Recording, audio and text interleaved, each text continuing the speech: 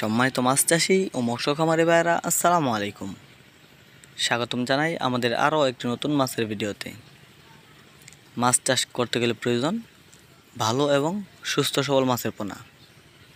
তাই সেই লক্ষ্য অনুযায়ী আমরা আপনাদেরকে দিচ্ছি ভালো মানের সুস্থ সবল মাছের পোনা।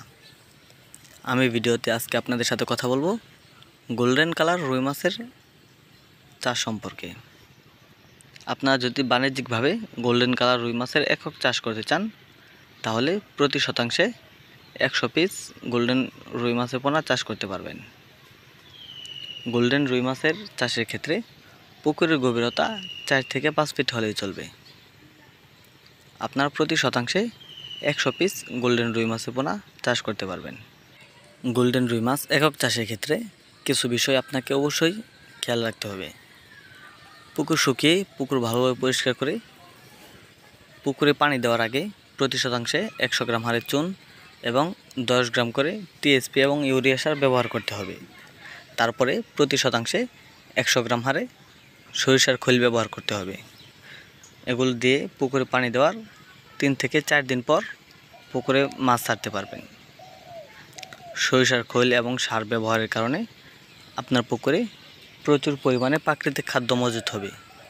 পুকুরে প্রচুর পরিমাণে প্রাকৃতিক খাদ্য মজুত করতে পারলে আপনি অবশ্যই মাছ চাষে লাভবান হতে পারবেন। এর কারণ হলো পুকুরে প্রাকৃতিক খাদ্য থাকলে অল্প কিছুদিনের মধ্যে মাছগুলো বেড়ে ওঠে এবং কি বিক্রয় করা যায়। আপনারা যদি গোল্ডেন কালার রুই মাছ মিশ্র চাষ করতে চান, তাহলে অন্য যে কোনো মাছের সাথে প্রতি শতাংশে 10 থেকে 15 পিস করে পোনা ছাড়তে পারবেন। সেক্ষেত্রে আলাদা করে কোনো খাবার প্রদান করতে হবে না।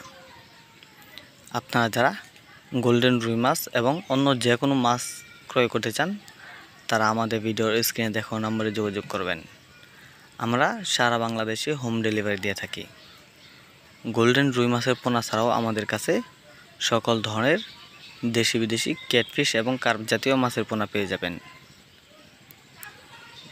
নিত্য নতুন মাছের ভিডিও পেতে এবং সকল ধরনের মাছ চাষের তথ্য জানতে আমাদের ভিডিওর স্ক্রিনে দেখানো নম্বরে যোগাযোগ করুন।